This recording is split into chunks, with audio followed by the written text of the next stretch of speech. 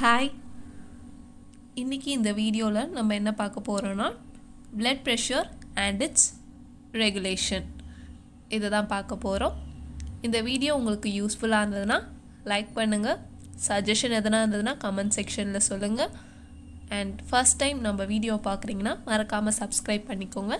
அப்போ தான் நான் போடுற வீடியோஸ்லாம் உங்களுக்கு அப்டேட் வரும். ஸோ ஃபர்ஸ்ட் ஒரு small introduction. Blood pressure is the lateral pressure exerted by flowing blood on the vessel wall. Vessel wall na blood vessels தான்.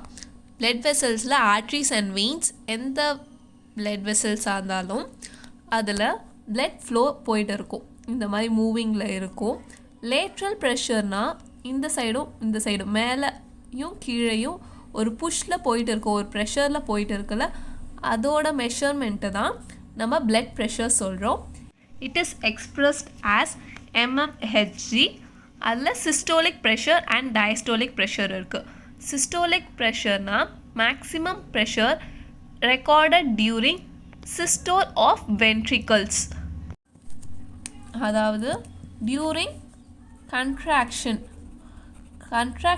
ஆஃப் வென்ட்ரிகல்ஸ் அப்போது ப்ரெஷர் மெஷர் பண்ணுறது தான் சிஸ்டோலிக் ப்ரெஷர் சொல்கிறோம். Minimum pressure recorded during diastole of ventricle, relaxation of ventricle, அந்த டைமில் இருக்க ப்ரெஷரை தான் டயஸ்டோலிக் ப்ரெஷர் சொல்கிறோம். சிம்பிளாக சொல்லணுன்னா pressure exerted during contraction of ventricle is systolic pressure, relaxation of ventricles is diastolic pressure. அது மேக்ஸிமம், இது minimum. Next pulse pressure. Difference between systolic and diastolic pressure is called pulse pressure. First நம்ம systolic pressure ஒரு maximum point வச்சுருப்போம். யூஸ்வலாக 120 mmHg நார்மலாக சொல்லுவாங்க. diastolic pressure பார்த்திங்கன்னா 80 mmHg சொல்லுவாங்க. அண்ட் இது ஏஜ் வைஸ் டிஃபர் ஆகும். So 120 minus 80 which is 40 mmHg. இதுதான் பல்ஸ் ப்ரெஷர். ஓகேவா? Systolic pressure and minus diastolic pressure, இதோட ரெண்டுத்துக்கும் உள்ள டிஃப்ரென்ஸ் தான் பல்ஸ் ப்ரெஷர் சொல்லுவோம். ஸோ ஃபார் நம்ம பிளட் ப்ரெஷர்னால் என்னென்னு பார்த்துட்டோம். Systolic pressure, diastolic pressure and pulse pressure பார்த்துருக்கோம். Next mean arterial pressure. Average of all pressures measured millisecond by millisecond over a period of time.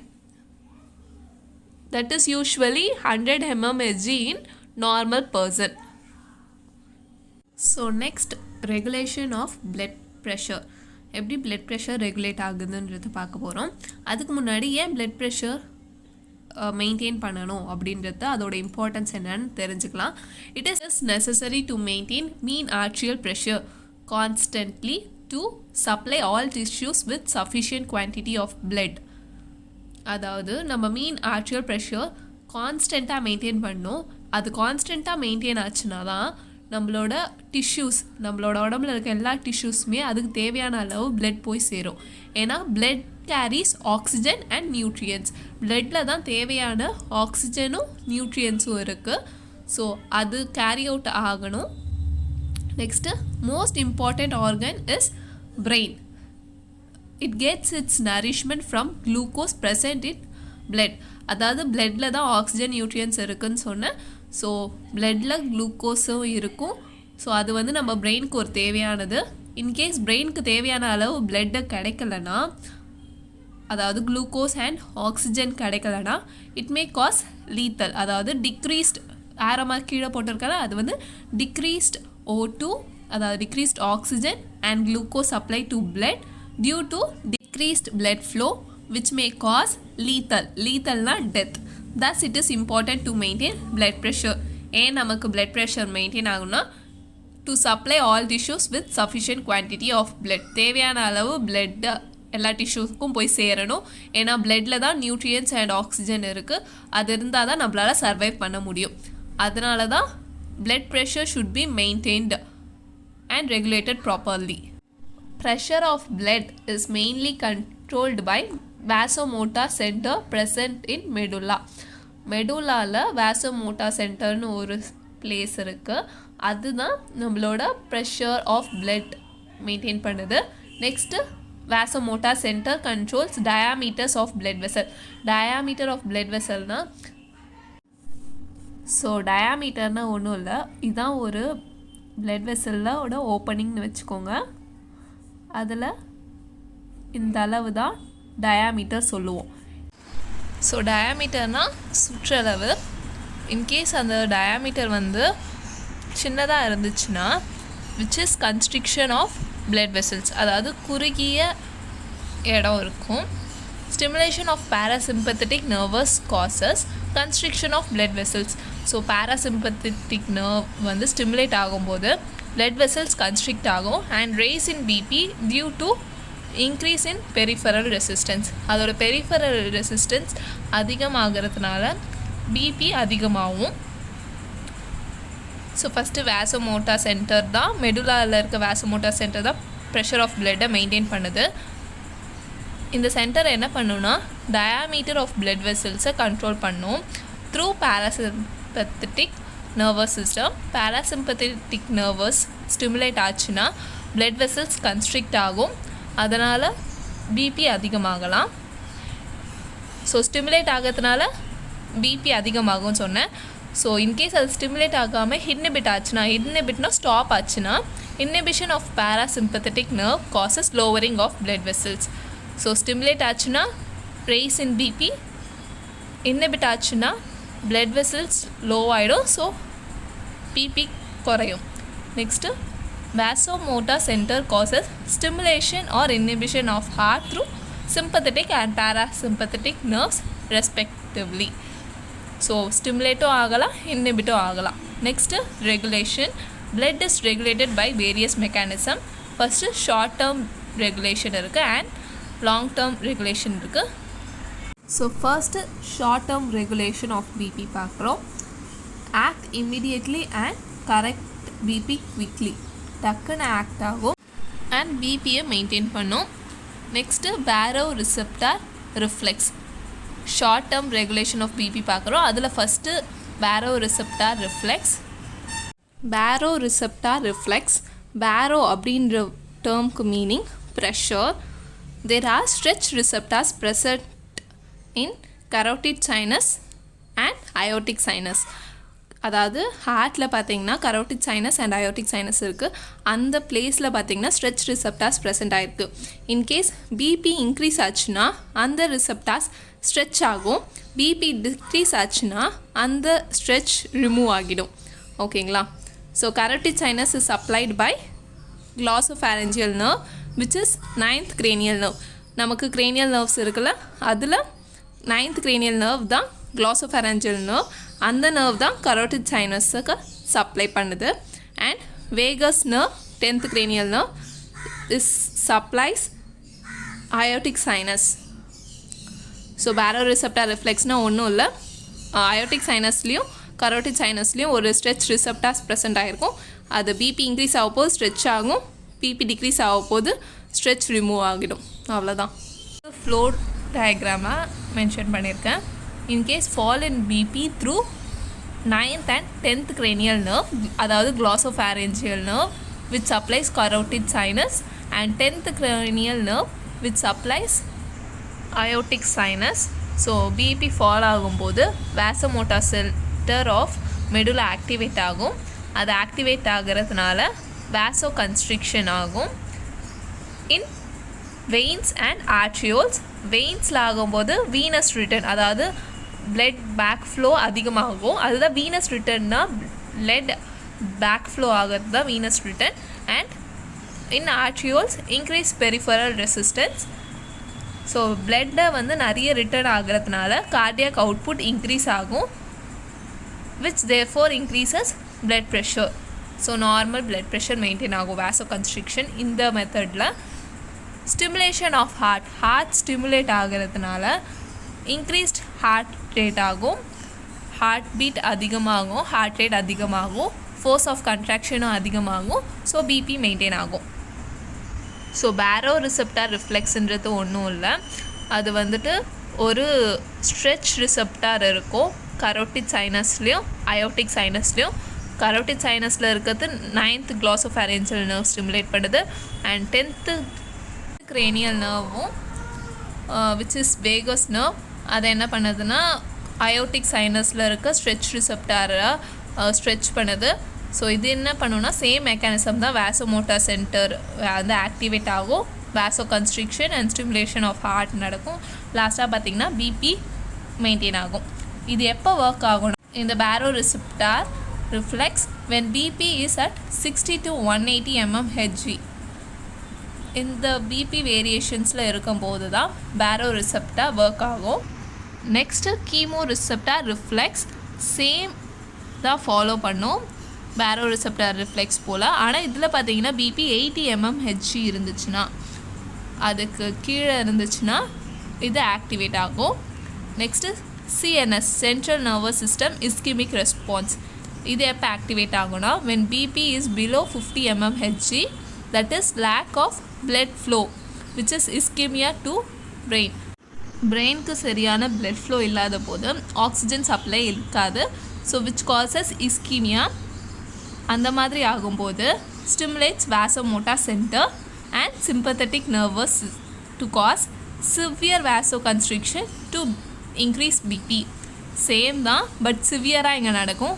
It is the last attempt of body for survival. So first நம்ம என்ன பார்த்தோம்? Baroreceptor reflex பார்த்தோம். Next chemoreceptor, next CNS ischemic response, next hormonal release. Fall in BP fall ஆச்சுன்னா release of hormone ADH anti diuretic ஹார்மோன்னு ஒன்று release ஆகும் which causes increased water absorption from distal tubules and collecting ducts of kidney. அதாவது distal டியூபிள்ஸ்லேயும் collecting ducts of கிட்னியில் இருந்தும் water absorption அதிகமாகும் which causes increased blood volume which causes increased blood pressure. So blood pressure maintain ஆகும். BP fall ஆகும், ADH hormone release ஆகுது. ADH hormone release ஆகிறதுனால distal டியூபிள்ஸ்லையும் collecting டக்ஸ்லேயும் இருக்க வாட்டர் அப்சர்ப்ஷன் இன்க்ரீஸ் ஆகும். நெக்ஸ்ட்டு அதனால் blood வால்யூம் இன்க்ரீஸ் ஆகுது. ஸோ blood வால்யூம் இன்க்ரீஸ் ஆகிறதுனால blood pressure இன்க்ரீஸ் ஆகுது. ஸோ ஹார்மோனல் ரிலீஸ்லேயே செகண்ட் ப்ராசஸ் பார்த்தீங்கன்னா ஃபால் இன் பிபி ஃபால் ஆகுது, release of renin from kidney. So renin என்ன பண்ணோன்னா ஆன்ஜியோடென்சினோஜனை கன்வெர்ட் பண்ணும். ஆன்ஜியோடென்சினோஜன்லேருந்து ஆன்ஜியோடென்சின் 1 கன்வெர்ட் ஆகும், 1லேருந்து 2 கன்வெர்ட் ஆகும், 2லேருந்து ஆன்ஜியோடென்சினோ 2 கன்வெர்ட் ஆகிறதுனால சிவியர் வேசோ கன்ஸ்ட்ரிக்ஷன் நடக்குது. வேசோ கன்ஸ்ட்ரிக்ஷன் நடக்கிறதுனால ஆல்ரெடி பார்த்தோம் பேரோ ரிசெப்டார் ரிஃப்ளெக்ஸில் வெயின்ஸ்லேயும் ஆர்ட்ரியோல்ஸ்லேயும் பெரிஃபரல் கன்ஸ்ட்ரிக்ஷன் ஆகும், வீனஸ் ஃப்ளோ ரிட்டர்ன் அதிகமாகும். ஸோ அதனால் பிபி இன்க்ரீஸ் ஆகும். சேம் ப்ரொசீஜர் தான், பட் என்னென்ன இதில் இன்க்ளூட் ஆகுது, எப்படி ஆக்டிவேட் ஆகுது அப்படின்றது தான் டிஃப்ரெண்ட் ஆகும். இதுவரை நம்ம ஷார்ட் டேர்ம் ரெகுலேஷன் பார்த்தோம், பேரோ ரிசெப்டார் ரிஃப்ளெக்ஸ் பார்த்தோம். இதில் ஸ்ட்ரெச் ரிசெப்டார்ஸ் ஒர்க் ஆகும், அதில் vasoconstriction stimulation of heart நடக்குது, பிபி மெயின்டைன் ஆகுது. அண்ட் இதோட பிபி ப்ரெஷர் எப்போ ஒர்க் ஆகுன்றது சொல்லியிருக்கு. நெக்ஸ்ட்டு கீமோ ரிசெப்டார் ரிஃப்ளெக்ஸ் பார்த்தோம், அப்புறம் CNS ischemic response, next hormonal release பார்த்தோம். இதெல்லாம் short term mechanisms. Next long term mechanism which takes long time for regulation. Mechanism is present in kidney. இந்த mechanism கிட்னியில் தான் ஒர்க் ஆகும். adjust BP by adjusting volume of extracellular fluid and blood. இது எப்படி work ஆகும்னா BP எப்படி maintain பண்ணுவாங்கன்னா volume of extracellular fluid and blood maintain பண்ணும்போது பிபி மெயின்டைன் ஆகும். அந்த ஐடியாவில் தான் இது ஒர்க் ஆகும். ஃபஸ்ட்டு ஒன் இதில் பார்த்தீங்கன்னா pressure diuresis. BP rises above normal. In case BP வந்துட்டு நார்மலை விட ஹையாக ஆச்சுன்னா தேர் இஸ் டயூரிசிஸ். டயூரிசிஸ்னால் increased urinary output. So urine output அதிகமாக இருக்கிறதுனால இன்க்ரீஸ் வாட்டர் லாஸ் அதிகமாகுது. ஸோ ரெடியூஸ் blood வால்யூம் குறையுது. blood வால்யூம் குறைஞ்சாலே நார்மலாக பிபியும் குறைஞ்சிரும். செகண்ட் ஒன் பார்த்தீங்கன்னா pressure natriuresis. when BP rises, BP அதிகமாகும்போது there is increased excretion of sodium by kidneys which causes increased water loss. increased water loss ஆகும்போது decreased blood flow ஆகும். blood flow குறையும் போது BP குறையும். அதுதான் pressure natriuresis. Next renin angiotensin mechanism. இது எப்படி work ஆகும்னா பிபி ஃபால் ஆகும்போது ரெனின் ஆக்டிவேட் ஆகும். சேம் தான் ஹார்மோனல் ரிலீஸில் எப்படி பார்த்தோமோ ஆஞ்சியோடென்சின் 1 ஆகும், நெக்ஸ்ட் ஆஞ்சியோடென்சின் 2 ஆகும், நெக்ஸ்ட் வாசோ கன்ஸ்ட்ரிக்ஷன் நடக்கும், பிபி இன்க்ரீஸ். ஆஞ்சியோடென்சின் 2 ஸ்டிமுலேட் ஆகும்போதே ஆல்டோஸ்டிரான்னு ஒன்று செக்ரீட் ஆகும். Also angiotensin 2 stimulates secretion of aldosterone from adrenal cortex. So aldosterone என்ன work பண்ணுனா absorption of sodium and chloride from distal tubules and collecting ducts. So collect ஆகும்போது increase in salt absorption, that is increased osmotic absorption of water which increases blood volume and which increase blood pressure. ரொம்ப simple தான் regulation of BP. இதை நீங்கள் சிம்பிளாக புரிஞ்சுக்கணுன்னா degrees blood flow ஆச்சுன்னா வாசோ constriction நடக்கணும்.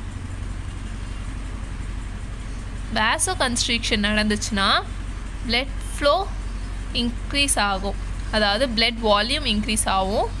Blood volume increase ஆச்சுன்னா blood pressure maintain ஆகும். பிளட் ஃப்ளோ இன்க்ரீஸாக இருந்துச்சுன்னா ரைஸ் ஆகி இருந்ததுன்னா அப்சர்ப்ஷன் நடக்கும். அப்சர்ப்ஷன் ஆஃப் சோடியம்,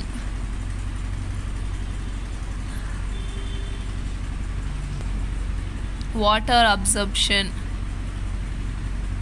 அது போல் எதனா ப்ராசஸ் நடந்துச்சுன்னா இன்க்ரீஸ்ட் வாட்டர் லாஸ் இருக்கும். அதனால் டிக்ரீஸ் பிளட் வால்யூம் ஆகும். பிளட் வால்யூம் குறையும் போது பிபி ரெடியூஸ் ஆகும். ஸோ நீங்கள் இதில் என்னெல்லாம் தெரிஞ்சுக்கணுன்னா வாசோமோட்டார் சென்டர், sympathetic nervous,